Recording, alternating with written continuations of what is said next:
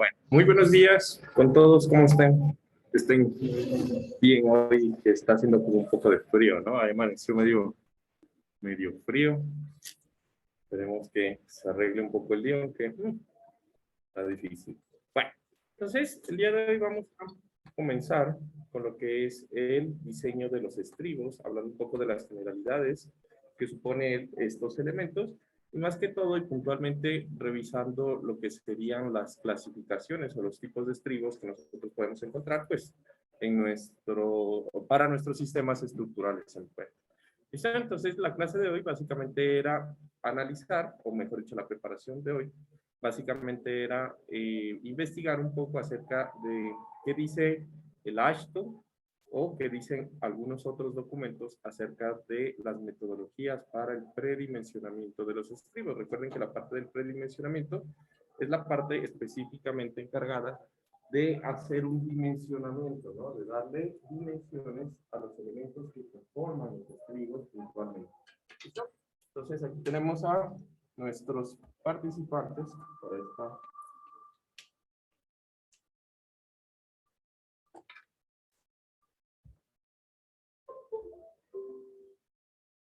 Que es María Emilia. Juan Carlos dijo que ya llegaba, María Emilia.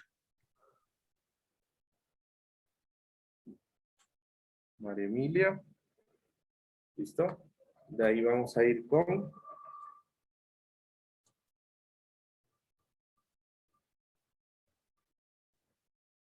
Fernando. Fernando Rivera.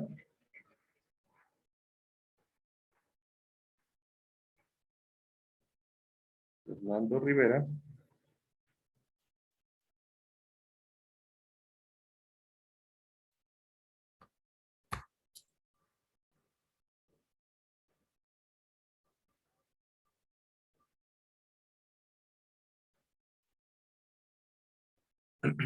Luego con Steven, es Jair, ¿no? Steven.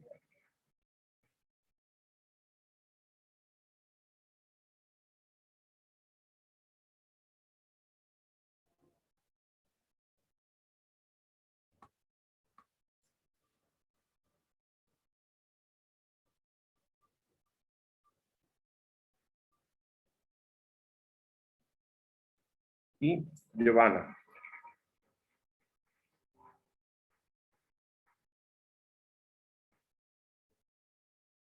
¿Listo? Entonces vamos a arrancar con ellos. Vamos a ver. Empieza Giovanna. Estos no están, supongo, ¿no?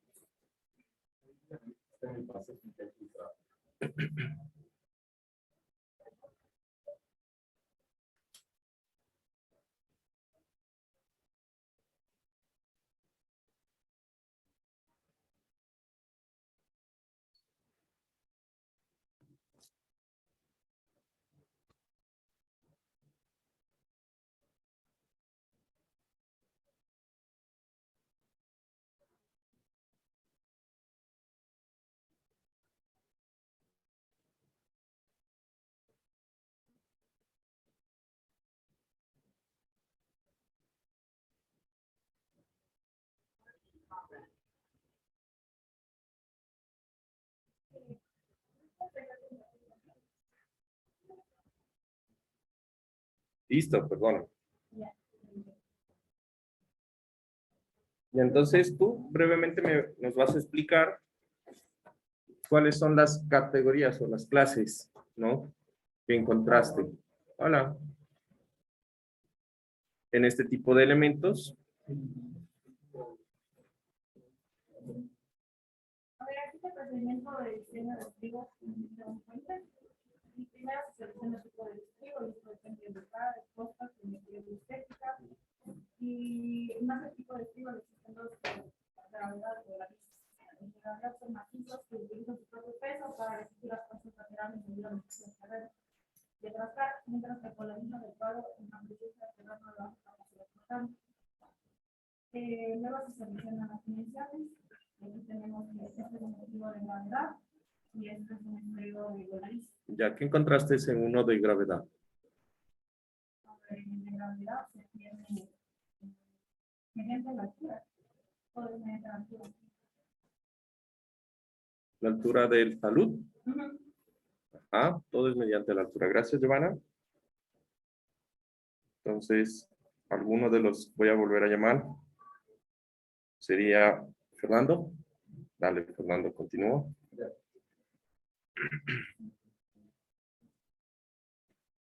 También está Jair, Steven, ¿no? Ya.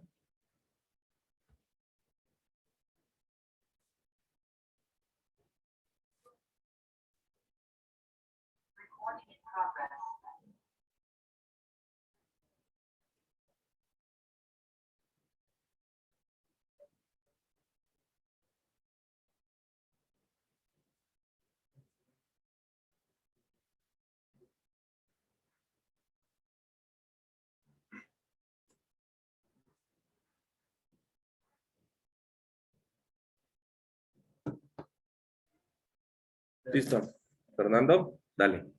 Entonces, la preparación se trataba sobre el redimensionamiento de los estribos en el puente, por los que, bueno, en el documento estaba que había los de gravedad, en los que son útiles para alturas menores de 6 metros y terrenos con una capacidad importante. Y seguían este redimensionamiento que puede ver en la imagen de aquí. Seguidos de, para encontrar el valor de n en la imagen, se utilizaba la siguiente ecuación. También se puede ver que todos los redimensionamientos están en función a la altura del estribo. De la ecuación se podría encontrar la longitud mínima de la cajuela, que está en el aquí, para los de gravedad. De ahí, Ok. para los estribos en voladizo, Explícame un poco la ecuación, a ver qué encontraste.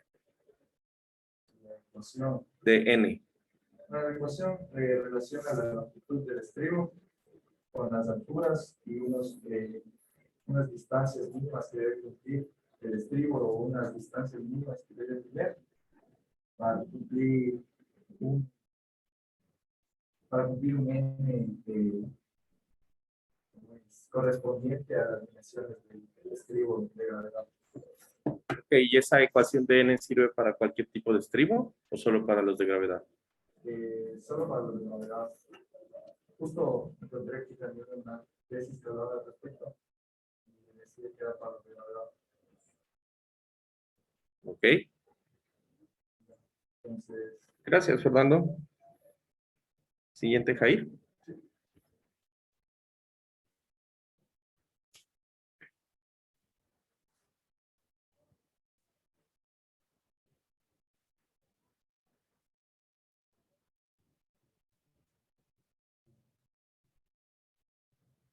Listo, entonces tú me vas a explicar cuáles son los estribos en voladizo y nuevamente la pregunta, la ecuación de N, ¿para qué tipo de estribos funciona o cómo yo hago para los estribos en voladizo para calcular la longitud de la cajuela?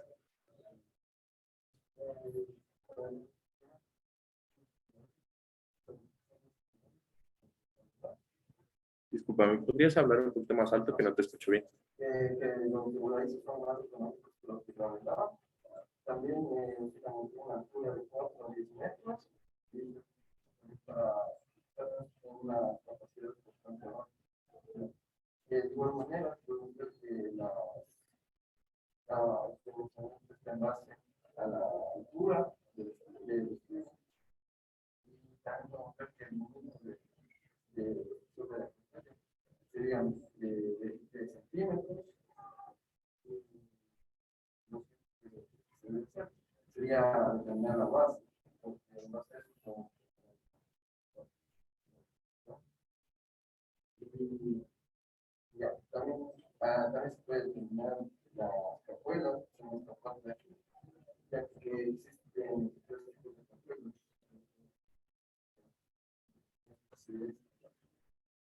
Y eso también se puede determinar en base a la altura. Ya, dale. Ya, entonces explícame un poco cuál es la fórmula, qué parámetros tiene, qué necesito, a ver. principalmente es la altura, también la distancia L, que es la distancia del tablero al frente de la expansión. H sería la altura promedio de la pluma del tablero. Ese es el ángulo de desviación.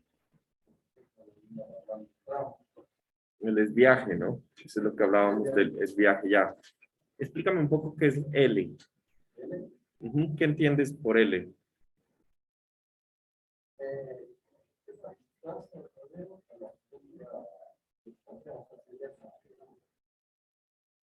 De donde está el estribo a donde de la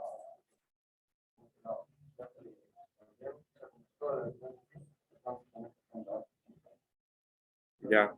O sea, esa N solo sirve para estribos. o sea, esta es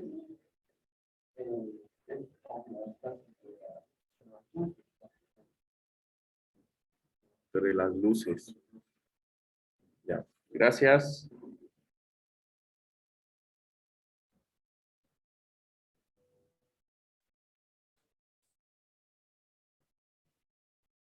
Ok. Y María Emilia. ¿Aún no ha llegado? O sea, me mandó una foto que estaba en tráfico, que todavía no llegaba, pero ahí sí ya no sé.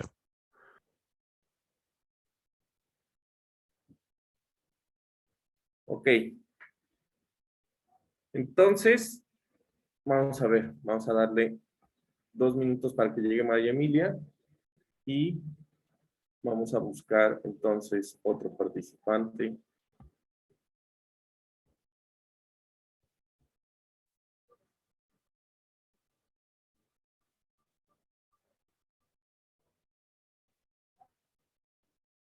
Osvaldo.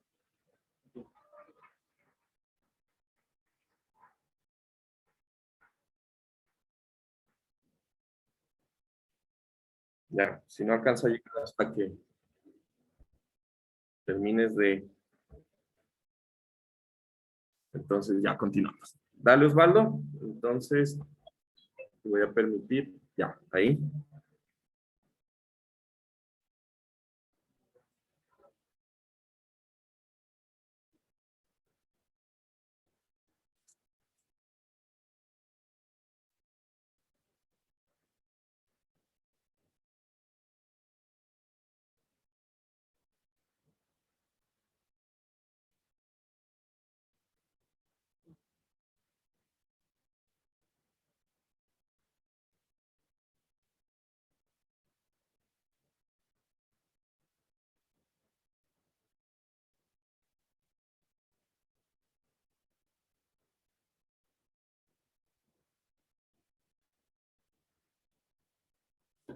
Dale, entonces, misma pregunta, ¿no? En resumen, las categorías que hay y me vas a explicar aquellos que llamamos estribos de pantalla con contrafuertes. Ya. Tradicionalmente los tipos en el libro encontré 3 tipos, que es el de gravedad, el voladizo y con de contrafuerza. Todos los dimensionamientos parten dependen de H, todo está en función de la altura del talud, del estribo, y existen ecuaciones para la cajuela que quedan los 3 puntos estribos, existe este valor de n, se puede calcular para los 3. Existe el elemento cajuela en los 3 tipos de estribo, y el estribo con pantalla y contrafuerte consiste en una pantalla y la redundancia contrafuerte está en dirección del talud para hacer mayor resistencia contra fenómenos como cortamiento, la presión, deslizamiento y eso creo que en términos generales. Ok, entonces la ecuación de N sirve para las 3 cajuelas, para los 3 tipos de cajuelas. ¿Sí? Sí, sirve para, es más, aquí la estamos utilizando para calcular la longitud de apoyo. N es la longitud de apoyo en general.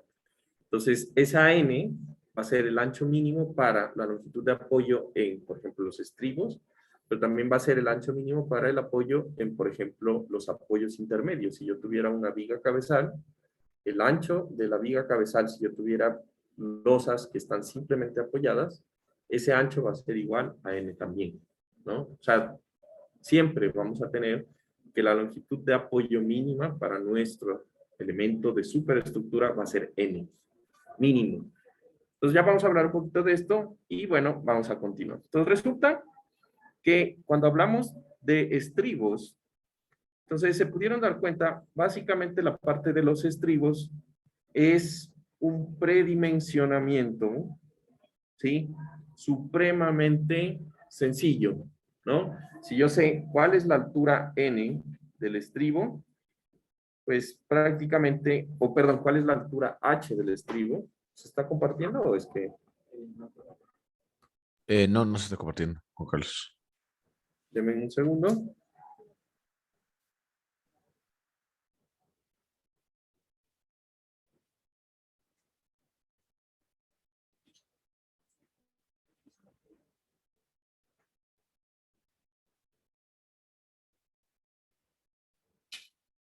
No sé qué está pasando.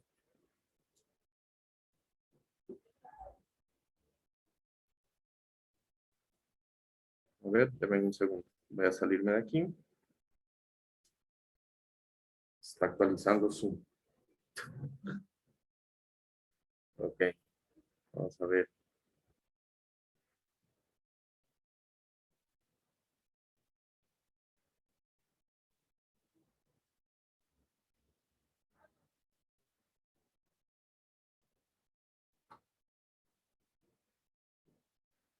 ¿Allí? No sé, cosas que pasan. Ok, entonces resulta que el predimensionamiento de los estribos realmente es una parte bastante sencilla. Nosotros ya tenemos que dependiendo de la altura h, pues puedo sacar unas distancias, ¿no? De todas las medidas que son importantes para nuestro estribo.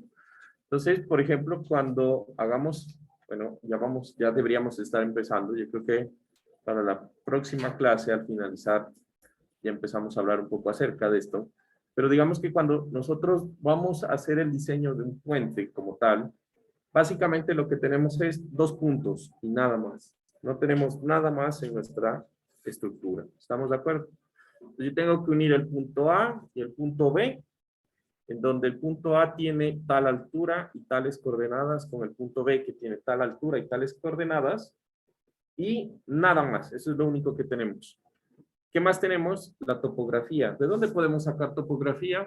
En este momento, pues Google Earth, ¿no? Google Earth nos permite hacer un proxy, aunque sea, de lo que sería la topografía que nosotros deberíamos o podríamos esperar encontrar en lo que es el elemento de nuestra, en general, de nuestro proyecto. ¿Listo? Entonces, ¿qué van a hacer los estribos en nuestro puente? Pues van a ser los elementos encargados del soporte vertical de la superestructura. Eso es súper importante. Y van a estar ubicados siempre en los extremos del puente, punto. O sea, nuestro puente va a tener 2 estribos, nada más. ¿Listo? El resto van a ser apoyos internos, apoyos intermedios dentro de nuestra superestructura. Ahora, en este punto, digamos que una parte importante es reconocer que los estribos van a estar ubicados en puntos que generalmente son laderas. Por ejemplo, para puentes que yo tengo fuera de la ciudad, pues los estribos van a estar ubicados en la ladera de 2 puntos que yo quiero unir. Esa es la intención de un puente, ¿no? Unir 2, pues salvar de pronto un barranco, salvar de pronto una quebrada, salvar de pronto un río, lo que sea, un brazo de mar, etcétera. ¿Es verdad? Entonces, eso hace que los estribos tengan generalmente una condición que sea de apoyo bastante, o que el suelo de apoyo sea de baja capacidad portante. Eso es innegable, ¿no? Generalmente cuando están fuera de la ciudad. Cuando están dentro de la ciudad, en cambio, nosotros vamos a tener algunos lineamientos o algunos requerimientos en función a la longitud que yo puedo mantener de alejarme entre lo que sería el borde del estribo y lo que sería el borde de la carretera o de pronto de un afluente interno. Aquí en la ciudad de pronto no tenemos tantos problemas, pero por ejemplo yo he visto que yendo a a Sangolquí, me parece, al valle, al otro valle, no sé si se dieron cuenta que hace algunos, ¿qué será? Unos 2 años tal vez, cuando había la amenaza de que iba de pronto a explotar el Cotopaxi y que toda esa parte está en peligro de que se inunde por el Cotopaxi, empezaron a construir unos canales bien profundos, ¿no? Bien grandes. Entonces, eso es muy común, por ejemplo, en ciudades como Bogotá. Bogotá, hoy, si ustedes van a Bogotá, por el Parque El Virrey, hay unos canales que casi todo el año permanecen vacíos, ¿no? Y uno dice, bueno, ¿y para qué es esto? Y sucede que cuando es época de lluvias, Bogotá también es como un gran valle, ¿no?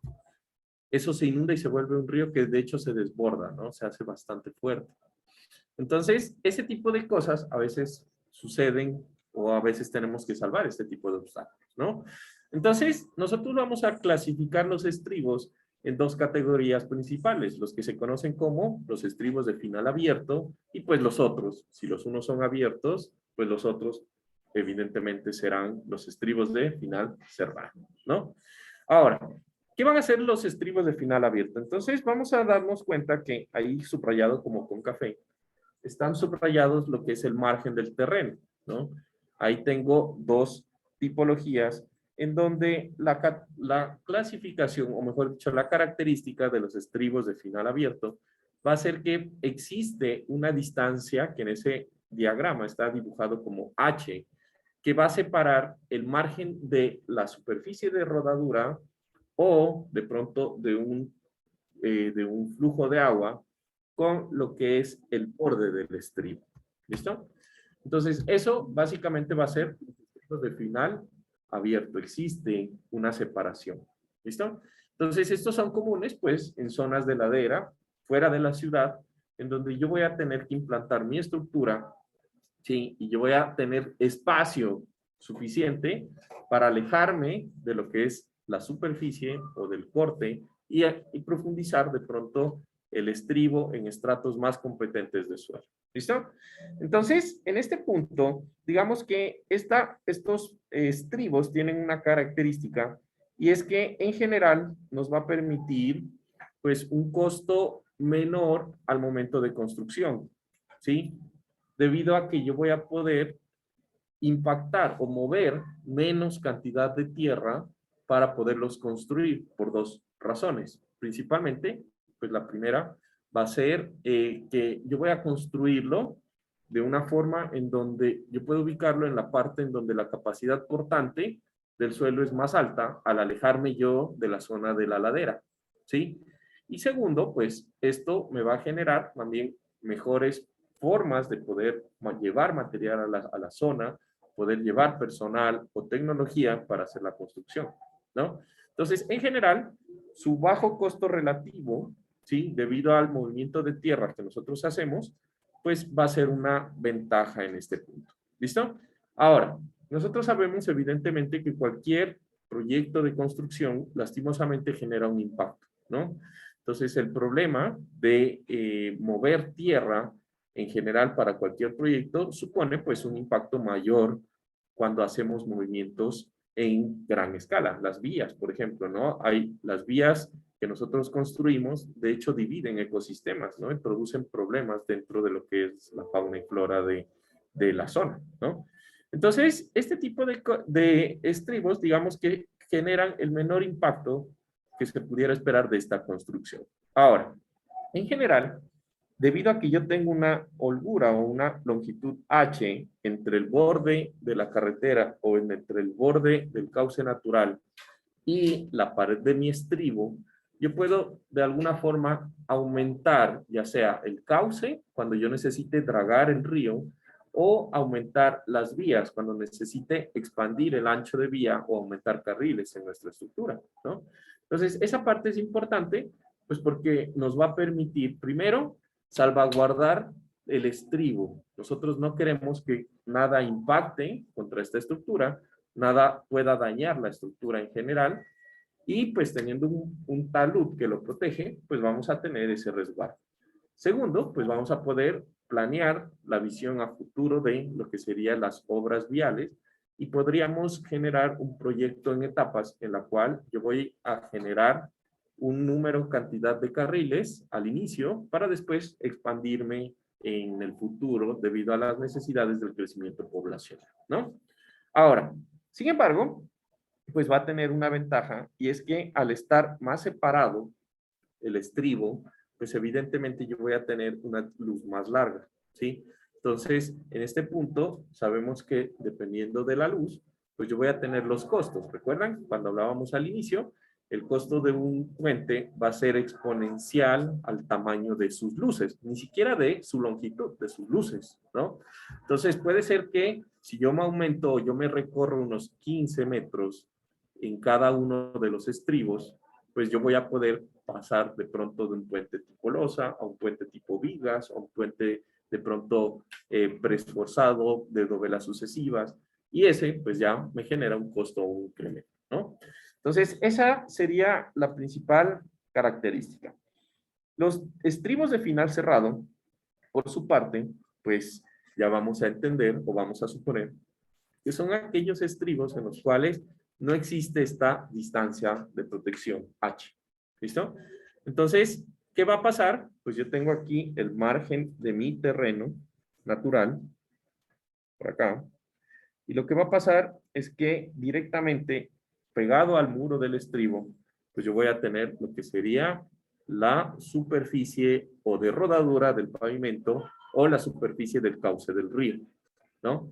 Entonces, en este caso, hay que tener algunas precauciones. Primero, pues, ¿qué es lo que voy a tener que precautelar? Va a ser las holguras, ¿no? Entonces, recuerdan por allá al inicio cuando hablábamos de los gálibos, ¿sí? Nosotros tenemos gálibos verticales por encima y por debajo del puente, dependiendo si es una vía o dependiendo si es un flujo de un tránsito fluvial, ¿no? Por debajo del puente.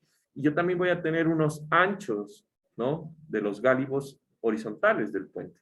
Entonces, aquí es muy importante que yo salvaguarde este tipo de distancias, de tal manera que yo pueda, de alguna forma, garantizar el correcto, digamos, el correcto tránsito por debajo de la estructura. ¿Listo? Ahora, este tipo de puente, de estribos, generalmente va a estar asociado a puentes dentro de la ciudad. Entonces, en la ciudad, generalmente yo voy a necesitar, conforme crece la ciudad, generar soluciones viales al tránsito que tenemos. Entonces, ¿qué tipo de soluciones tenemos? Ustedes de pronto seguramente aprenden en tránsito que lo primero que tenemos son señales de pare, de ahí cuando hay mucho tránsito, después vamos al semáforo, después vamos a las glorietas, después a los pasos elevados o subterráneos, etcétera, ¿no? En función al tráfico que existe.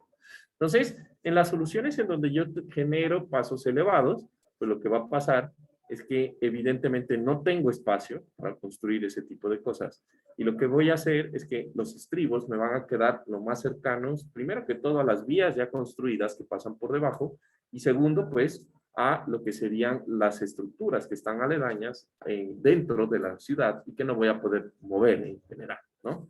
Entonces, este tipo de estructuras van a ser en este punto la ubicación más, por defecto, más usual. Sin embargo, también se utilizan en el momento en el que la capacidad portante del suelo es tan baja que yo necesito soportar todo el peso de la estructura directamente mediante la estructura del estribo, sin, digamos, sin trasladarle o sin esperar mucho aporte de rigidez por parte del suelo que está detrás de la estructura. ¿Listo? Entonces, aquí vamos a decir que en general lo que nosotros vamos a tener es que garantizar lo que serían los gálibos y este tipo de estructuras pues van a tener una, debido a su altura, ¿sí? Recuerden que yo para hacer el tránsito de un vehículo por debajo de un puente necesito más o menos 4.5 metros de altura, ¿no es verdad? Entonces, sus paredes pueden alcanzar valores grandes también, dependiendo a esa rigidez. Fíjense que en este tipo de estructuras, pues, el estribo como tal está funcionando como un elemento emboladizo, ¿no? Que está conteniendo por un lado todo el empuje lateral del terreno y por el otro están soportando todo lo que es la estructura a carga vertical y lateral debido al apoyo, ¿no? Juan Ahora, Carlos, dime. en la primera, en el que está como voladizo, ¿hay algún tipo de unión que se le hace con la tierra o simplemente se mantiene por la zapata, por el momento de la zapata? No te escuché. A ver, ¿me podrías repetir la pregunta? Sí, o sea, en el primer estribo, el que está embolado, ¿en ese hay algún ¿En tipo de este? unión? Sí, ¿Izquierda o derecha? izquierda. Ya, este. En Ok. ese, ¿se hace algún tipo de unión entre la tierra y el, ¿cómo se llama? Y el estribo, o simplemente se mantiene ahí por el peso en la zapata? O sea, ¿cómo o sea, O no sé sea, cómo, tú estás no sé hablando de cómo hacer la pregunta. pronto en este borde de acá. Ajá, exacto. ¿Cómo se confirma ahí que se va a quedar como que pegado? Ah, ya. Lo que pasa es que cuando tú construyes el estribo, lo que primero haces es una excavación, ¿no? Entonces tú tienes es un talud de excavación así. Haces lo que es la construcción. Bueno, primero aquí haces la compactación del terreno, lo más que se pueda, y vas haciendo la parte de la construcción. Entonces, una vez que ya está construido, empiezas a rellenar por capas y empiezas a generar compactación, ¿no? Entonces, Ya, esta unión generalmente solamente se da es por el proceso de compactación que existen entre el terreno natural y el estribo que vas haciendo, pues, por capas. De tal forma que tú garantizas que la constante de rigidez de este suelo, ¿sí? O mejor dicho, sí, la rigidez, la compactación del módulo de reacción del suelo que está detrás del estribo, cumpla unos requisitos específicos que debes garantizar para ese diseño, ¿no? Entonces, esa constante de rigidez, de hecho, te sirve a ti para modelar de pronto y no de pronto, para modelar lo que es el efecto de la irradiación de la fuerza que pasa del estribo a el suelo mediante unos resortes, bueno, posteriormente, ¿no? Pero no, básicamente la unión de eso es solo con la mediante compactación. compactación. Ya, Ujú. listo. Ya borré el H. Ok. Ya no puedo borrar más. Ok, listo, gracias. Gracias por la pregunta. Ok, entonces, ¿cuál va a ser el problema de estos estribos? Pues evidentemente no voy a poder aumentar nada de lo que sería las distancias, ¿sí? Que están o de las anchos de vías o las distancias de la superficie del cauce como tal. ¿Listo? Entonces, eso va a ser prácticamente nuestros mayores impactos o nuestros mayores problemas en este punto. Ahora, además de ese problema, lo que nosotros vamos a tener es un problema en cuestión al impacto ambiental. Entonces resulta que este tipo de estribos, como pues ahorita estaba haciendo el esquema, para poderlos construir necesito hacer una excavación grande que me permita primero la construcción total de la estructura y segundo pues la ubicación en los puntos en donde yo voy a generar pues la implantación del elemento, ¿no? Entonces, esto genera, pues, que existan movimientos de tierra importantes, más que todo el sistema de tabla estacado, de encofrado o de estabilidad de lo que es el talud natural. Y esto conlleva otro problema. Justamente ahorita que lo menciona Fabián, resulta que los estribos en la parte trasera o el material que está conteniendo el estribo es un material, usualmente un material de reemplazo. Es un material que debe tener unas características granulométricas y de rigidez que sean adecuadas para irradiar lo que es la energía que se produce al momento en que el estribo se mueve o que la estructura pues transmite fuerzas al estribo, ¿no? Entonces, en el estribo convencional, pues básicamente como es un estribo de gravedad, entonces este tipo de elemento es el encargado como tal de soportar toda la fuerza solo, ¿no? Y el material que hay que reemplazar, pues va a ser el material que yo necesite para construir la carretera, de una forma adecuada, ¿no? Mientras que en este estribo estamos diciendo que el material que está detrás de la margen del estribo, pues va a ser un material de capacidad portante baja, en donde lo principal va a ser remover ese material con baja capacidad y reemplazarlo por un material adecuadamente compactado y adecuadamente con adecuada rigidez, ¿no? Entonces, los costos de generar este tipo de estructura, pues básicamente van a ser mucho mayores debido a estas implicaciones. ¿Listo? Ahora, en las dos imágenes, o mejor dicho, para los dos tipos de estribos, o de final abierto o de final cerrado, van a existir dos subclasificaciones. ¿Listo? Entonces ya terminaron ahí como del copy. ¿Sí? Ok. Entonces vamos a hablar de los estribos monolíticos, ¿sí? O de diafragma, o de los estribos tipo silla. ¿Listo?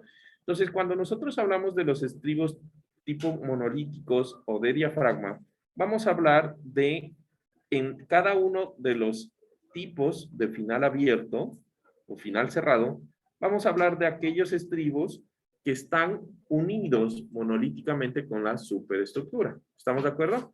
Entonces, para el ejemplo, pues los estribos que están al lado izquierdo de las imágenes. ¿Listo? Entonces, estos estribos tienen unas ventajas, pero también tienen unas desventajas en general. ¿Listo? Entonces, aquí tenemos la imagen que nos diría un estribo de final abierto, monolítico, imagen de la izquierda, y por acá tenemos un estribo de final cerrado, monolítico. ¿Listo? ¿Qué tendríamos por acá? Ok. Entonces, ¿qué es lo que tenemos en este punto? Resulta que los estribos monolíticos van a tener una característica y es que van a transmitir, ¿sí? Y van a recibir todas las fuerzas que se producen en la superestructura directamente. ¿Listo? Entonces, como la superestructura está unida monolíticamente con el estribo, si llega el sismo y desplaza la superestructura longitudinalmente o transversalmente, el estribo automáticamente siente esa deformación. Si llega la fuerza de frenado, la fuerza de viento o inclusive el mismo peso de los vehículos y el peso propio de la estructura hacen que el elemento se flexione, pues automáticamente el estribo va a soportar parte de esa carga debido a la distribución de rigidez que existen entre la unión del estribo y la viga o la superestructura tipo viga, tipo losa, tipo lo que sea. ¿Listo? Entonces, eso tiene alguna ventaja. La ventaja, digamos que va a ser que automáticamente en el momento que yo tengo una estructura monolítica, ¿sí?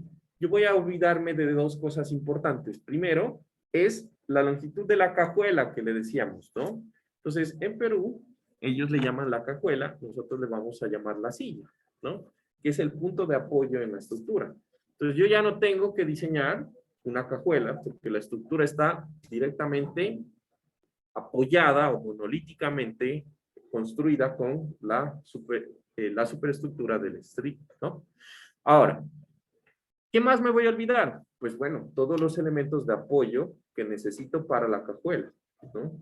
Entonces, todas las llaves de cortante, todos los elementos de neoprenos, elásticos, etcétera, y el ancho adicional que necesito construir en la cajuela, pues va a ser inexistente, no se va a necesitar.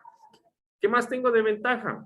Pues resulta que en el momento en que mi estructura está conectada directamente con el estribo, pues automáticamente yo voy a transmitir dos cosas.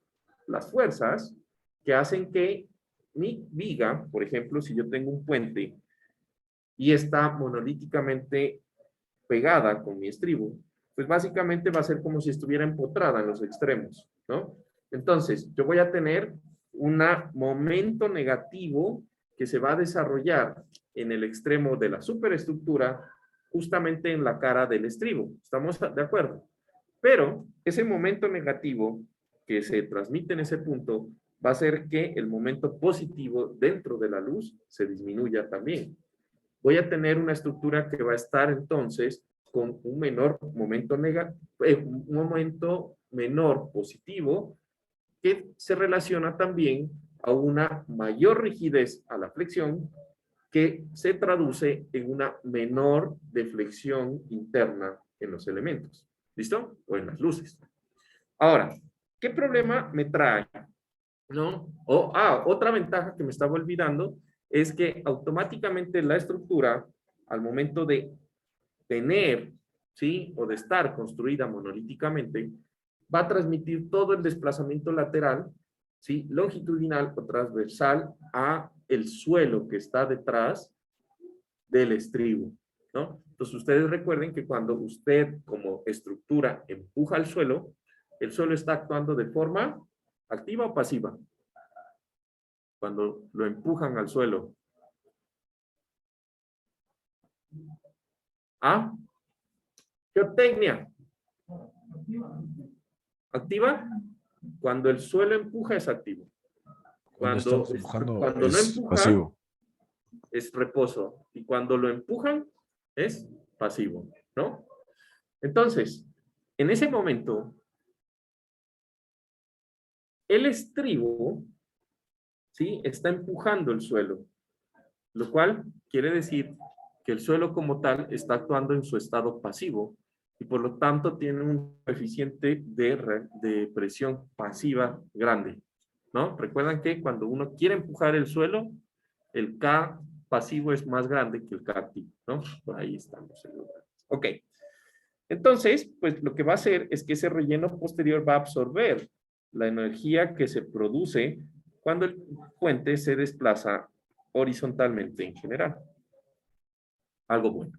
¿Listo? Ahora, ¿qué desventajas tiene? Pues bueno, yo voy a necesitar específicamente diseñar mi puente para que soporte ese nivel de deformación. Entonces, eso es importante. En el momento en que mi puente está conectado monolíticamente con la superestructura, pues lo que va a producir es que la superestructura le produce un momento negativo que el puente debe transmitir, o que mejor dicho, el estribo debe soportar. Entonces, recuerden que cuando estamos hablando de un momento, algo tiene que flexionarse, algo tiene que tensionarse y debe existir un refuerzo adecuado para que el tamaño de una viga de puente tenga la capacidad de soportar el momento que se produce en un puente, que no es poco, ¿no? Entonces, eso generalmente pues es un complique. ¿Listo? Ahora, en general, vamos a tener otra desventaja. En el momento que yo digo que todas las fuerzas se transmiten al estribo, también estoy diciendo que todos los esfuerzos que se producen por estas fuerzas también deben ser parte del diseño del estribo. Entonces, estimar cuánta parte o qué cantidad de las fuerzas centrífugas o de las fuerzas de frenado o de las fuerzas de viento van del estribo, perdón, de la superestructura al estribo, no es fácil, ¿no? No es a ciencia cierta algo, una tarea fácil, y muchas veces, debido a que son difíciles de estimar, pues obviamente el estribo no va a ser difícil de dimensionar adecuadamente y de una forma segura, de tal forma de que pues no exista ningún peligro de que pueda ocurrir una falla, ¿no? Entonces, eso es otra cosa. También se originan presiones que son pasivas. ¿A qué me refiero con presiones pasivas? Recuerden que en el momento en que yo empujo la estructura, pues la superestructura se desplaza, estoy empujando directamente lo que es el estribo contra el suelo. Entonces, esos empujes son bien grandes, ¿no? Esas fuerzas que se producen pasivas por el suelo son bien grandes. Y bueno, su distribución también va a verse afectada por el peso que tenga en los alrededores, pues el material de relleno.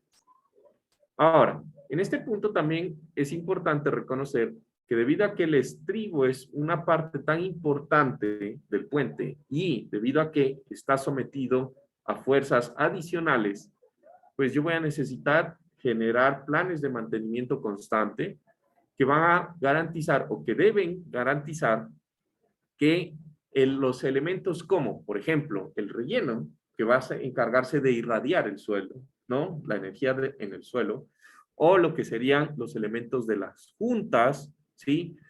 O que la capacidad portante del suelo de relleno, ¿sí?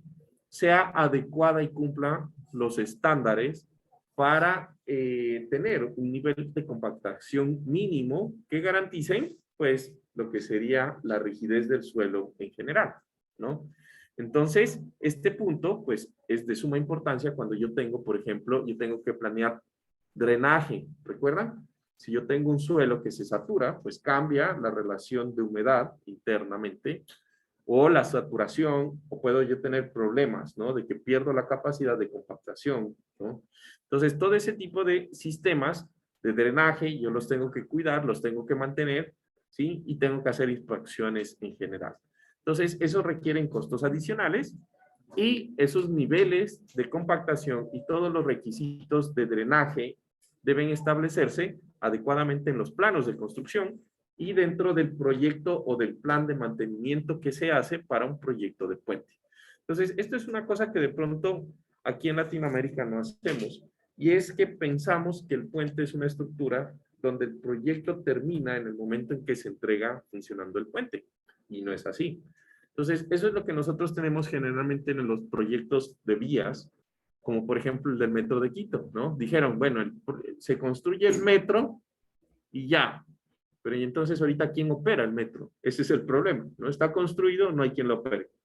Igual en los programas de mantenimiento en puentes. Los puentes pues tienen una vida útil que se garantiza en función del plan de mantenimiento que existe, ¿no?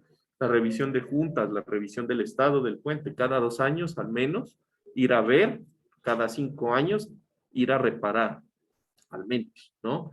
Y eso supone plata, supone inversión, supone un flujo constante, pues, de capital. Ok, bueno. Entonces, digamos que este tipo de puentes que son monolíticos, o perdón, de estribos monolíticos con la superestructura, se van a recomendar simplemente en una situación principal. Van a ser para puentes de baja longitud, punto. ¿Sí? Si yo tengo el puente sobre el río Chiche, no, pues, o sea, ese tipo de estructura, no vamos a colocar ese tipo de estructura, ¿no? En la evaluación y en general su mantenimiento, pues van a ser supremamente costosos. De ahí siguen los puentes tipo silla. ¿A qué me refiero? Pues aquellos que hablábamos de que son los tipo cajuela, no sé qué cosa. ¿Listo? Entonces, los puentes tipo silla, pues voy a tener un elemento independiente de superestructura con o soportado o apoyado en un elemento independiente de estribo. Punto. Entonces, la silla o lo que decíamos en el documento peruano, la cajuela, ¿sí? Va a ser un elemento que va a ser importante. Aquí está el ejemplo de un estribo de final abierto y pues básicamente es la misma geometría pues para un estribo de final cerrado.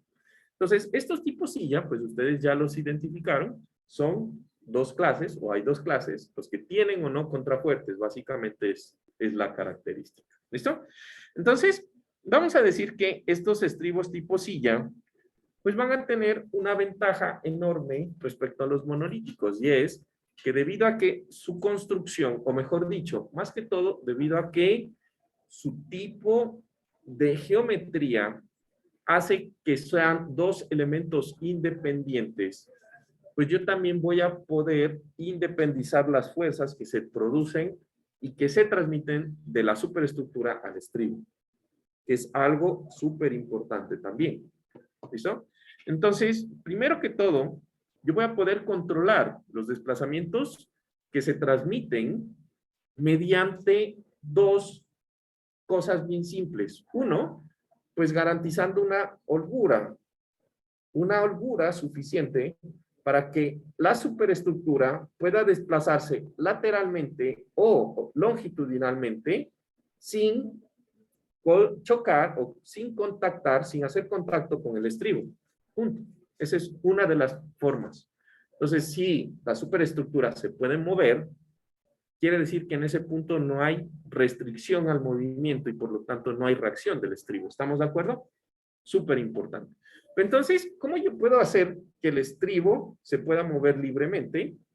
Pues yo le voy a generar que el ancho de la cajuela N, ese que mirábamos ahí, en donde esa es la ecuación, ¿verdad?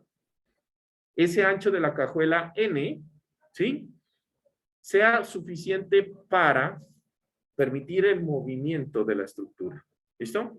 Ahora, ¿qué más tengo para evitar la transmisión total de las fuerzas? Entonces, imagínense que yo tengo aquí un puente y tengo aquí, esto va a ser la cajuela, ¿no? Entonces, en el momento que esta superestructura se quiere mover, el peso de la superestructura va a generar una fricción con la superficie y va a tratar de empujarlo también. ¿Sí o no? ¿Estamos de acuerdo? Lo que quiere decir que ahí va a pasar dos cosas. Si yo conecto un elemento de hormigón con otro elemento de hormigón, pues las dos superficies, al ser tan rugosas, se va a transmitir por fricción mucha de la fuerza, ¿sí? Y va a dañar las dos superficies. Y yo no quiero eso. No quiero que exista daños. No quiero que exista hormigón que se dañe y se pierda el recubrimiento de las barras de acero que me pueda producir fallas posteriores en estos elementos. ¿Es verdad? Entonces, uno, no quiero ese tipo de cosas. Entonces, ¿qué le voy a poner? ¿Qué han visto que ponemos entonces en estos puentes? ¿Mm? ¿Qué le ponemos? ¿Han visto? En los puentes, ¿qué le ponen?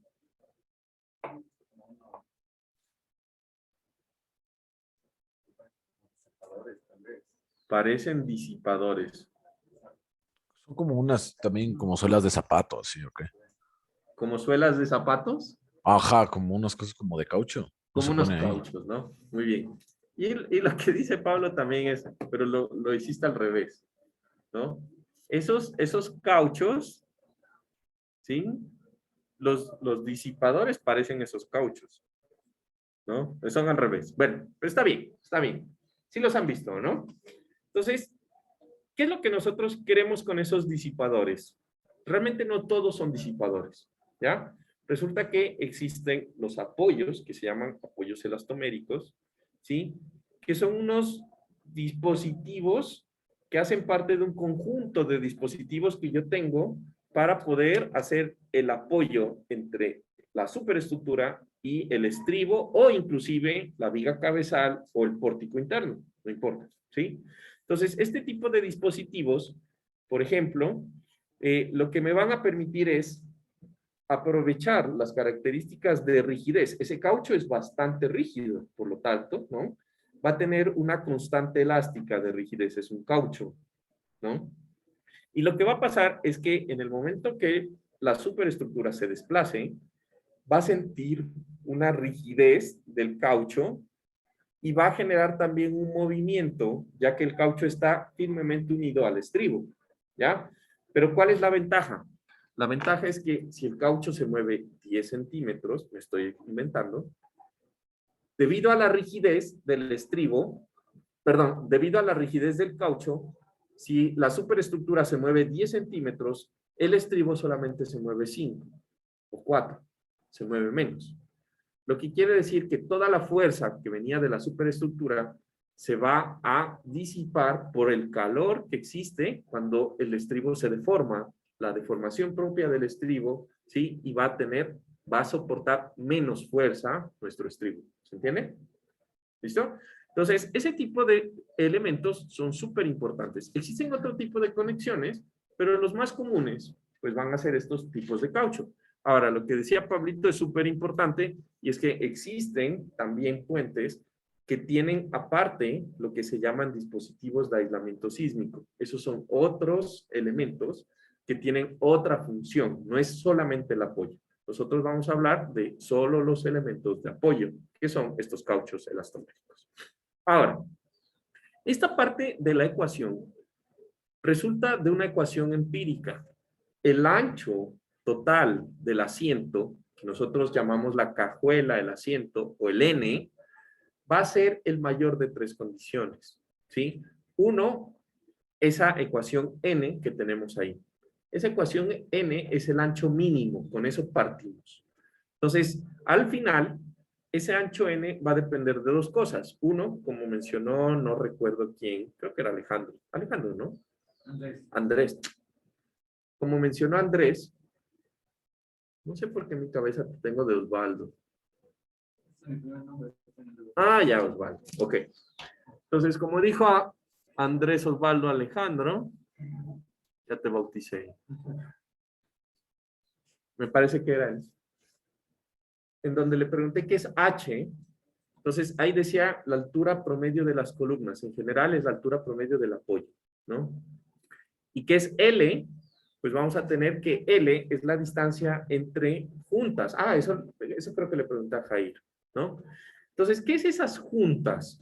Pues estamos pensando, o quiero que entiendan que esa ecuación lo que está tratando de evitar es este tipo de problemas. ¿Cachan? Tener el apoyo suficiente para que en el momento en que el puente se desplace lateralmente por sismo, por viento, por lo que sea, pues el puente no pierda el apoyo. ¿Listo?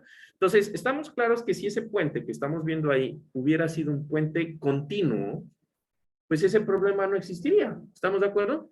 Porque es continuo, o sea, tendría que romperse para que evidentemente tenga esta falla. Pero aunque ustedes no lo crean, esta falla que estamos viendo acá es muy común.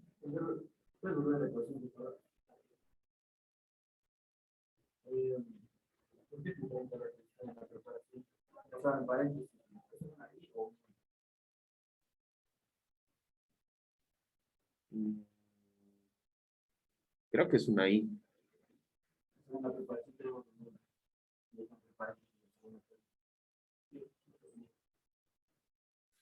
De pronto la copié mal. ¿Cómo es?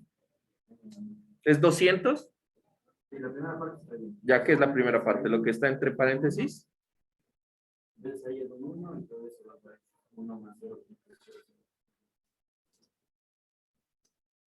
O sea, esto es 1 más, ¿sí?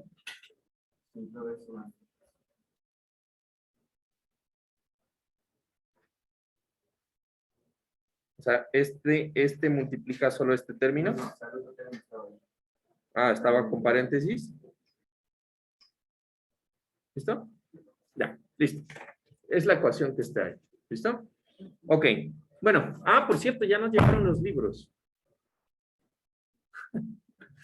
Ya nos llegaron los libros y voy a necesitar voluntarios. Voluntarios, así bien comedidos, para ver si los podemos hacer digital. Solo necesitamos hacer digital un librito pequeño de unas 1200 páginas. Entonces, al final del semestre, siempre salen los voluntarios, pero si quieren salir antes, mejor, ¿no? Si quieren salir antes, mejor, me avisan. ¿Cuáles quieren ser voluntariamente queridos? Ok. Entonces, ¿qué estamos hablando? Ya. Estábamos hablando de las fallas, ¿no? Pero resulta que, aunque ustedes no lo crean, este tipo de fallas es muy común, ¿no? Ocurre bastante frecuente. Y es literal la pérdida del apoyo del puente. Entonces, esta ecuación realmente surge de el típico caso que se estudió a partir del sismo de Northridge. El sismo de Northridge fue un sismo muy, digamos, histórico que ocurrió en Estados Unidos, ¿no?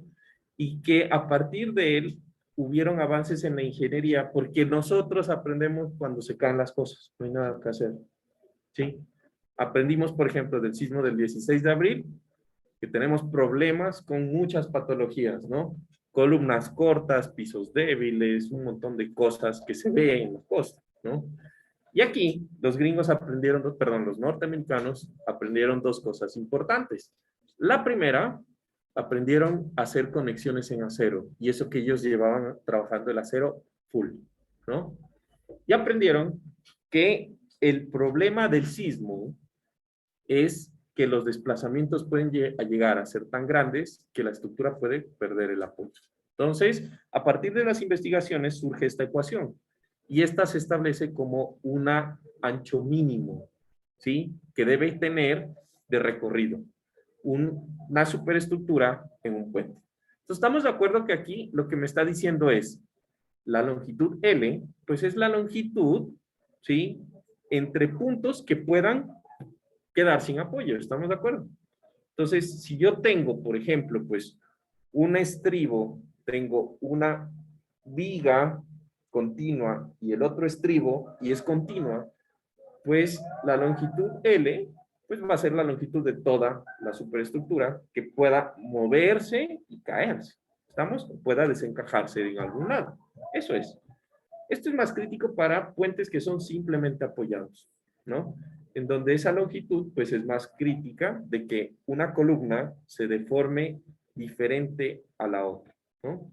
Entonces ustedes van a decir, bueno, pero si yo tengo un puente continuo, pues no es tan grave, ¿no? Porque las únicas partes en donde se va a poder mover, pues va a ser en los dos extremos y pues no es tan grave, ¿no? Que si el puente va para acá, pues bueno, se mueve casi todo y ya, pues no hay problema. Resulta que cuando yo tengo puentes muy largos, el sismo que ataca un estribo, ya lo habíamos mencionado aquí, pues es diferente al sismo que ataca en el otro.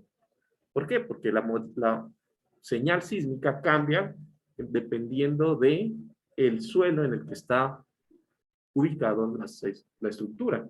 Inclusive, si yo tengo 100 metros de distancia, que es poco, ¿cuánto dijimos que tenía el puente del río Chiché? Como 300 metros.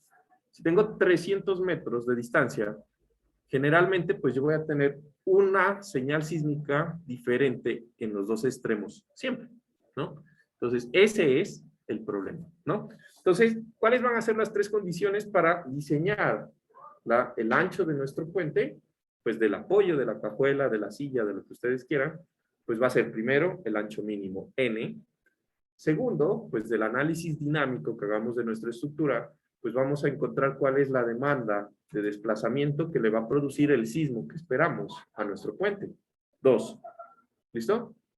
Y tercero, pues la capacidad de desplazamiento, ¿sí? Que tienen nuestras columnas y que van a producirme, pues la capacidad que tiene mi estribo de desplazarse, perdón, de mi superestructura de desplazarse, ¿no? Considerando esos tres parámetros. ¿Listo? Entonces, ¿cuál cojo? Pues el que sea mayor de los tres parámetros en general. ¿Listo? Ahora, estas fallas, obviamente, yo las puedo controlar, ¿sí? En últimas, o en lo que resulta, es que yo puedo controlar la forma como transmito las fuerzas mediante estos dos parámetros principales. La holgura que hay entre la superestructura y la pared del estribo o el asiento o el espaldar de la silla. ¿Estamos de acuerdo? Entonces aquí yo tengo esquemáticamente hecho un dibujo de lo que sería el estribo. Y aquí tenemos lo que sería el muro de atrás, el muro en donde se asienta. ¿Estamos? Entonces esto es un esquema de lo que sería la superestructura.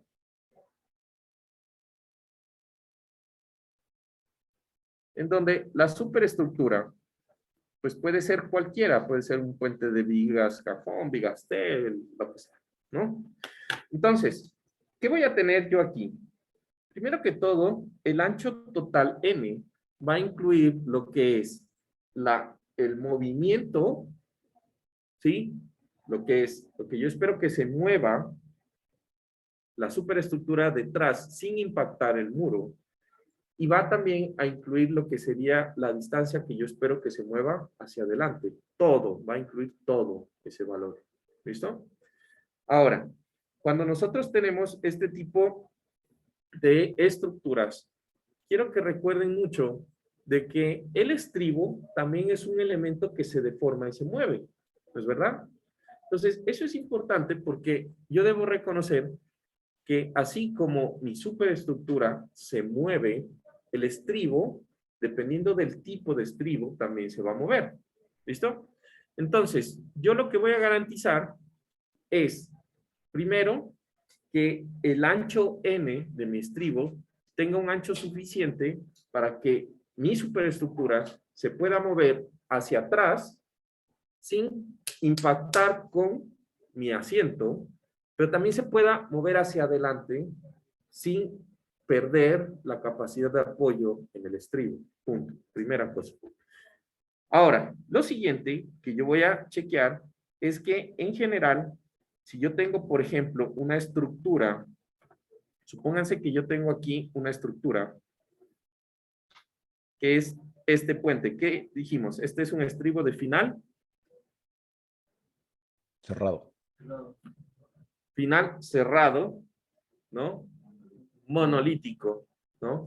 Entonces recuerden que en el momento en que yo cojo y mi superestructura se desplaza lateralmente, ese elemento va a tener la capacidad de moverse como si fuera una viga en voladizo. Entonces, imagínense que no fuera un estribo monolítico, sino fuera un estribo tipo silla, ¿no? En el momento en que yo cojo y muevo la superestructura, esta silla empieza a presionarle y a generarle unas fuerzas importantes en este punto. ¿Estamos de acuerdo? Que pueden llegar a producirle problemas a nuestra estructura. Entonces, una cosa que yo debo considerar al analizar este tipo de elementos, de que son estribos de final cerrado, con alturas grandes, es que el mismo estribo tiene una rigidez tal que pueda producir unos desplazamientos grandes en el estribo, pueda aceptar desplazamientos grandes en el estribo.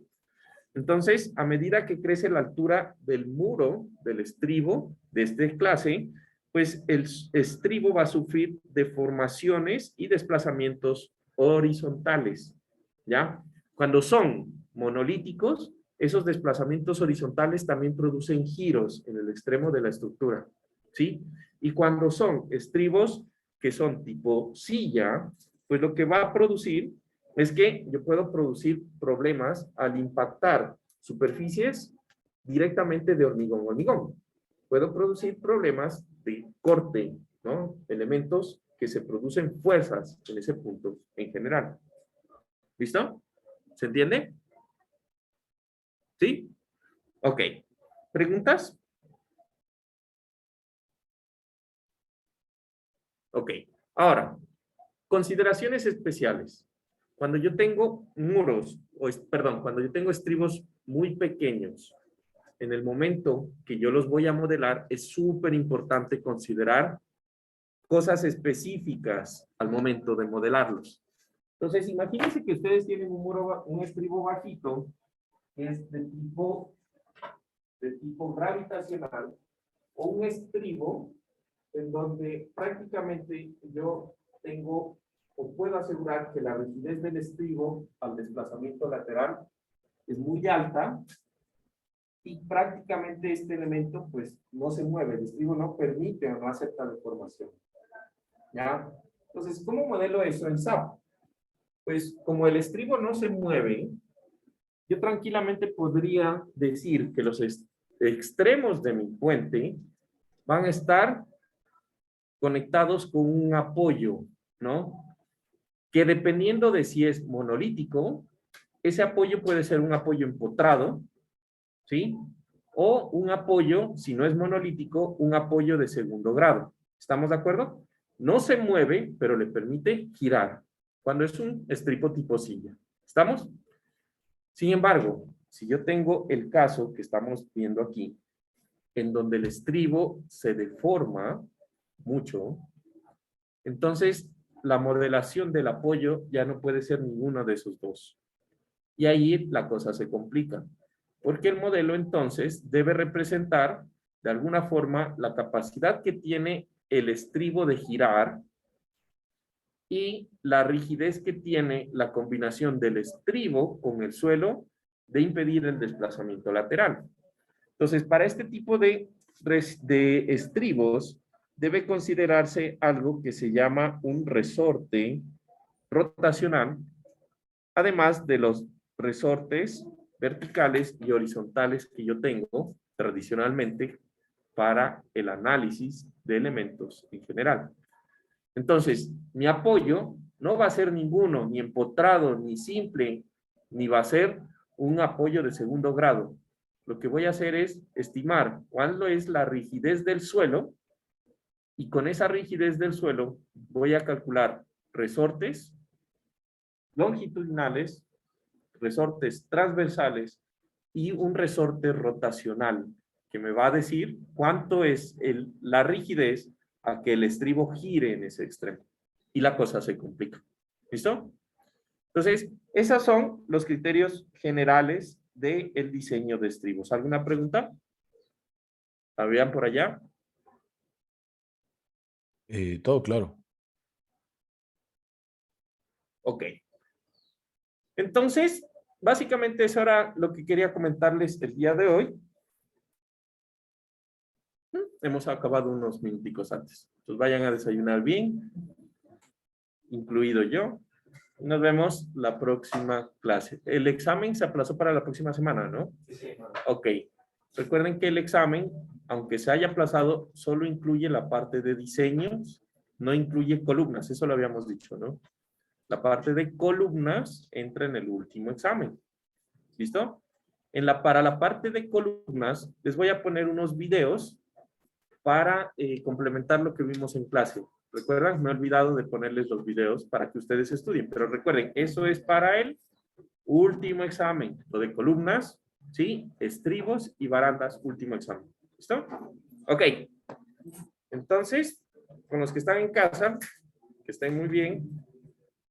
Y nos vemos Listo, la Juan próxima Carlos. clase. Hasta luego. Gracias, Juan Carlos. Chao.